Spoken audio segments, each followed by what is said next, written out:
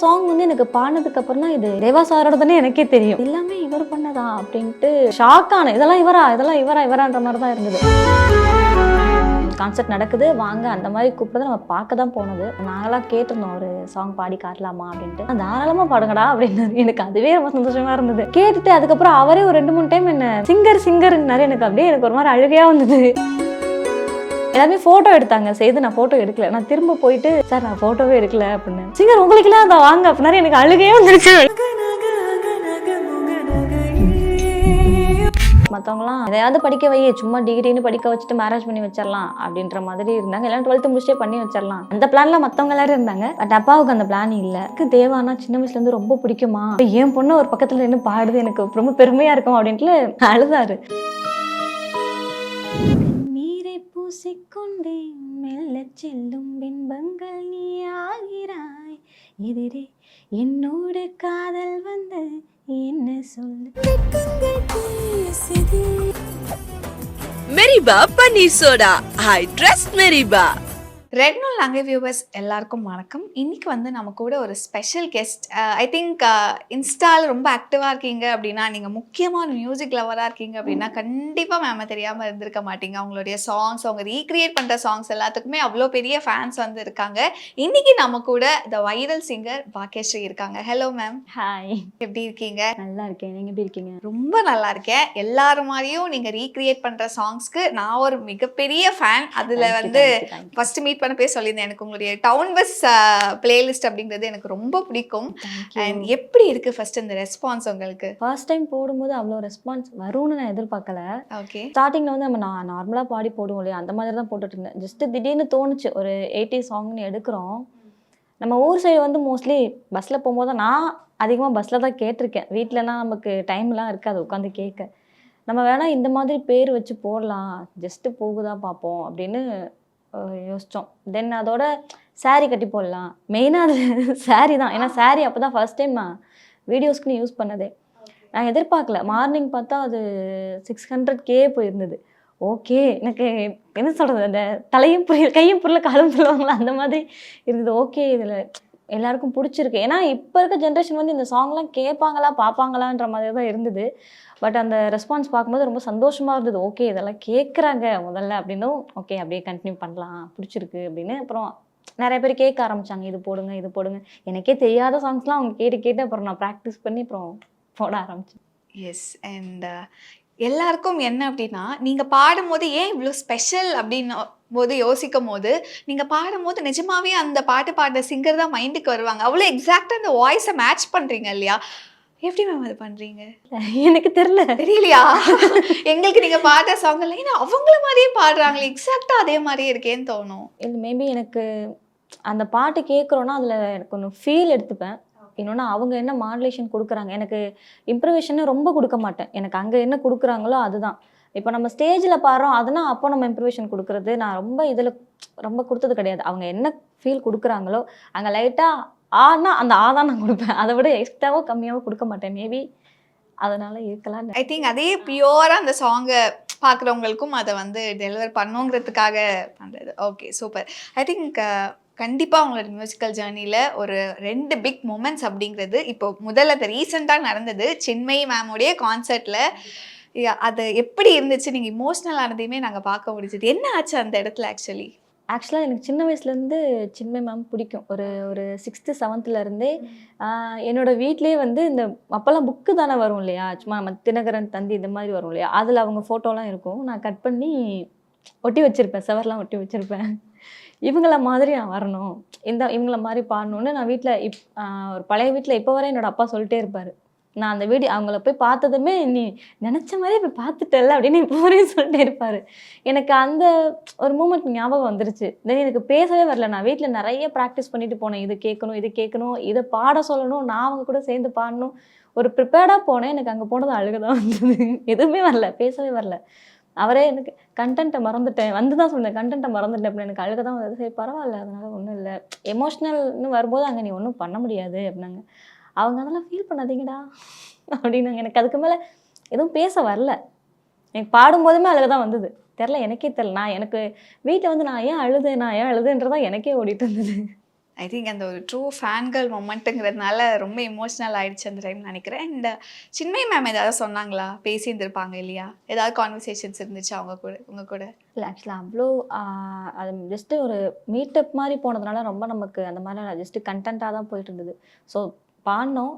தென் எனக்கு future all the best, நல்லா பாடுறீங்க, இவ்வளோதான். அதுக்கு மேலே எனக்கு பேச நமக்கு டைம் இல்லை, அடுத்தடுத்த இன்ஃப்ளூன்சர் வந்துட்டு இருந்ததுனால. ஓகே. அப்போ அந்த கான்சர்ட்டில் ஃபுல்லாக நீங்கள் இருந்திருப்பீங்க. எப்படி இருந்துச்சு அந்த இடம்? இல்லை ஆக்சுவலாக நமக்கு மொபைலில் ஹெட்ஃபோனில் கேட்டதெல்லாம் எனக்கு லைவாக கேட்கும்போது பாதி பாட்டுக்கு அழுதுகிட்டே தான் பார்த்துட்டு இருந்தேன். கத்தி கத்தி கத்தி கத்திட்டு எல்லாம் நமக்கு மோஸ்ட்லி அவங்க பாட்டு எல்லாமே நமக்கு தெரிஞ்சதுன்றதுனால எல்லாமே ஸ்டார்டிங்லேருந்து எண்டிங் வரைக்கும் சேர்ந்து பாடிட்டே தான் உட்காந்துருந்தேன்.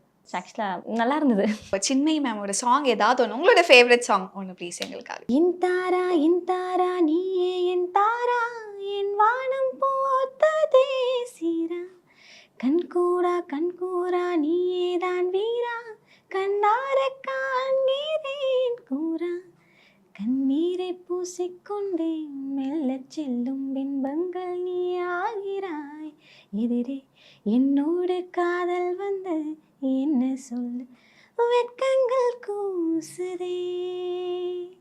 ஆஹா, எனக்கு ஆக்சுவலாக அந்த சாங் ரொம்ப நாளாக பாடணும்னு ஆசை. ஓகே, அதை இங்கே பாடிட்டாங்க. Nice, super. அண்ட் எஸ், அப்படி கட் பண்ணி அடுத்த ஒரு பிக்கெஸ்ட் மூமெண்ட்குள்ளே போனால் தேவா சார் கூட. எஸ், அதை பற்றி ஃபியூ வேர்ட்ஸ். இல்லை ஆக்சுவலாக அதுவும் ஒரு இன்ஃப்ளூன்சர் மீட்டு தான்.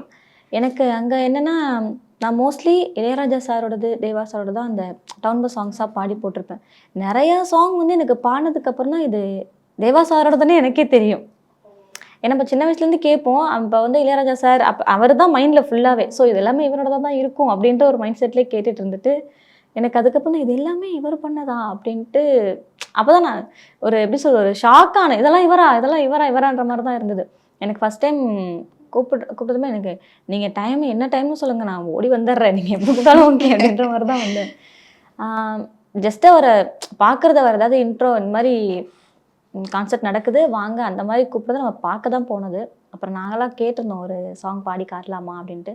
தாராளமாக பாடுங்கடா அப்படின்னு. எனக்கு அதுவே ரொம்ப சந்தோஷமாக இருந்தது. தூதுவளை சாங் தான் பாடியிருந்தேன். எனக்கு அவர் கேட்டுட்டு அதுக்கப்புறம் அவரே ஒரு 2-3 டைம் என்ன சிங்கர்னாரு. எனக்கு அப்படியே எனக்கு ஒரு மாதிரி அழுகையாக வந்தது. பாடிட்டு ஒரு எமோஷ்னலாக இறங்கி வந்துட்டேன். ஆனால் எல்லாருமே ஃபோட்டோ எடுத்தாங்க. நான் ஃபோட்டோ எடுக்கல. நான் திரும்ப போயிட்டு சார் நான் ஃபோட்டோவே எடுக்கல அப்படின்னு. சிங்கர் உங்களுக்குலாம் அதை வாங்க அப்படின்னாரு. எனக்கு அழுகையே வந்துருச்சு. எனக்கு அவர் வாயால் சிங்கர்னு சொன்னதும் அவர் எப்படி சொல்றது, பெரிய கிஃப்ட் கிடைச்ச மாதிரி இருந்தது. சரி, இது போதல, இதுக்கு மேலே வேற என்ன? தேவா அழுக வந்துருந்தது. அப்புறம் ஓகே சார் அப்படின்ட்டு இறங்கி வந்துட்டேன். சூப்பர். அண்ட் எஸ், தேவா சாருக்காக நீங்கள் அங்கே பாடின சாங் இங்கே எங்களுக்காக பாடணும் ப்ளீஸ்.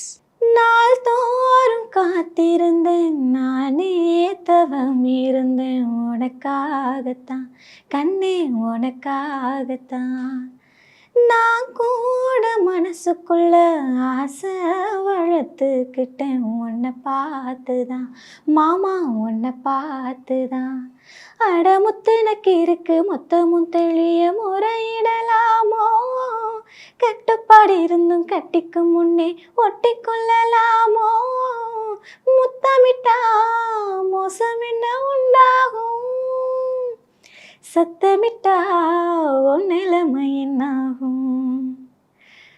தூதுவளை இலை அரைச்சு தொண்டையில தான் நினைச்சு மாமங்கிட்ட பேச போறேன் மணிக்கணக்கா.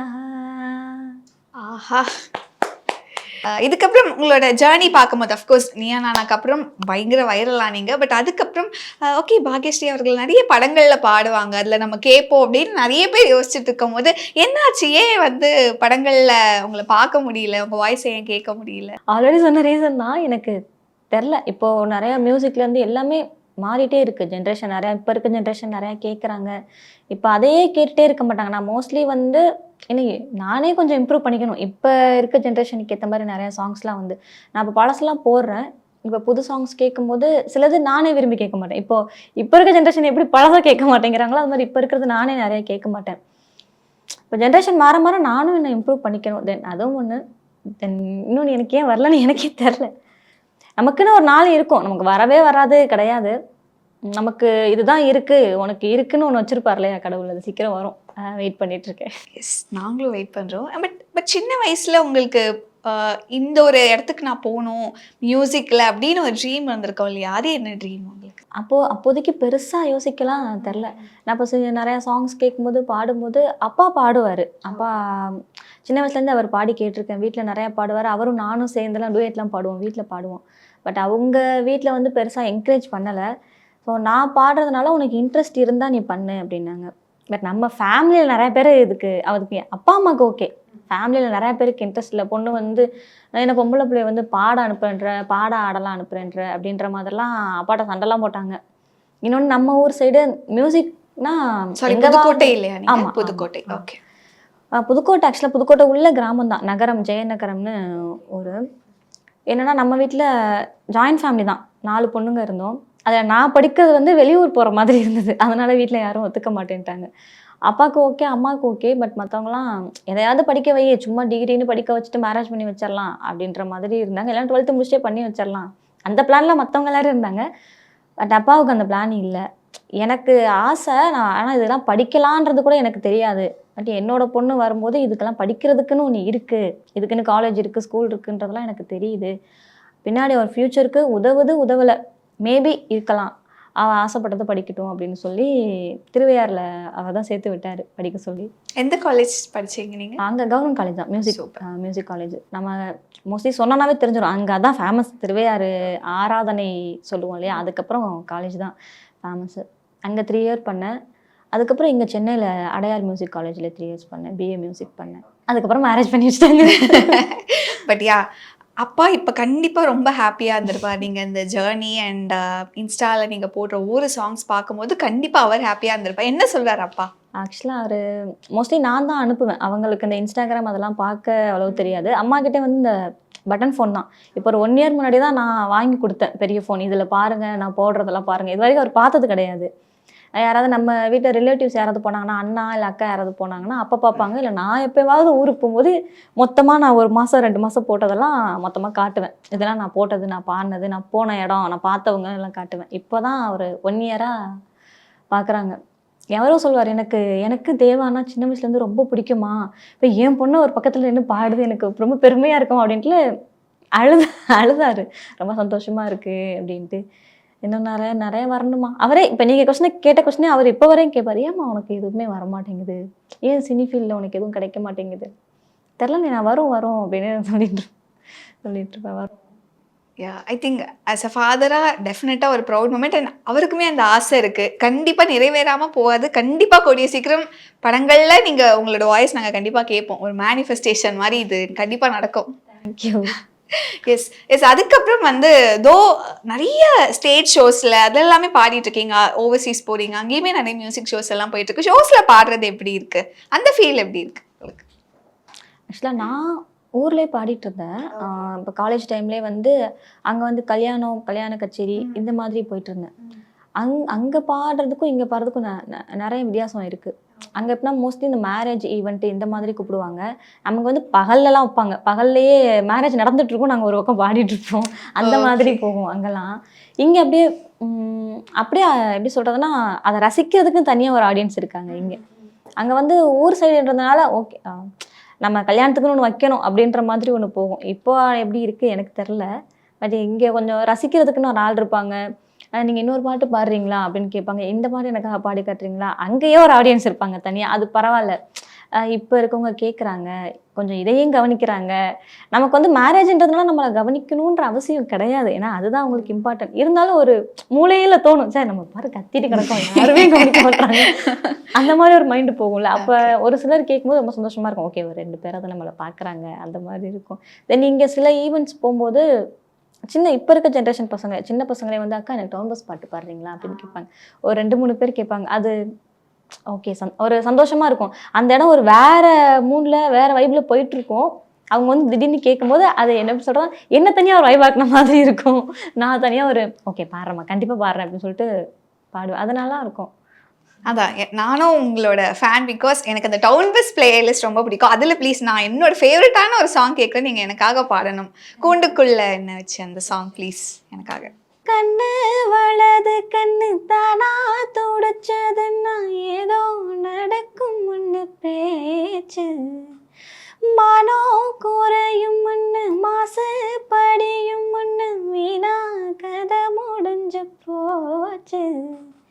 ஈசான மூலையில லேசான பள்ளி சத்தம் மாமன் பேரை சொல்லி பேசுது. ஆறாத சோகம் தன்னை தீராம சேர்த்து வச்சு ஊரும் சேர்ந்து என்ன ஏசுது. மாமா மாமா உன்னைத்தானே எண்ணி நானும் நாளும் தவிச்சேனே. கூண்டுக்குள்ள என்ன வச்சு கூடி நின்ன ஊரை விட்டு கூண்டுக்குள்ள போனதென்ன கோலக்கிளி. இன்னும் கொஞ்சம் தானே பாடினீங்கன்னா எனக்கு அழுக்கு வந்துடும். த்ரோட் நல்லா இல்லை ஏதோ மாதிரி. ஐயோ கேட்கறதுக்கு பயங்கரமா இருக்கு. இங்க லைவா எக்ஸ்பீரியன்ஸ் பண்ணும்போது அதான் இன்னும் கொஞ்ச நேரம் நீங்க பாடிங்கன்னு அழுதுருவேன். அந்த மாதிரி இருக்கு. எனக்கு ரொம்ப பிடிச்ச சாங் உங்களோட டவுன் பஸ் பிளேலிஸ்ட்ல. இன்னொரு ஒரு ஸ்பெஷல் டேலண்ட் உங்ககிட்ட, இந்த கசு வந்து ரொம்ப அழகா. ஸ்பெஷல் டேலண்ட்லாம் கிடையாது. பரவாயில்ல, டேலண்டா மேம். கசு அப்படிங்கிற அந்த ஒரு இன்ஸ்ட்ருமெண்ட் அதை நீங்க ரொம்ப அழகா வாசிப்பீங்க அப்படின்னு கேள்விப்பட்டோம். ஸோ லாஸ்டா எங்களுக்கு ஏதாவது ஒரு சாங் அதுல நீங்க வாசிச்சு காட்டணும். யா, ஏதாவது உங்களோட ஃபேவரட் சாங்? காந்தாரா பண்ணட்டுமா? Yeah please.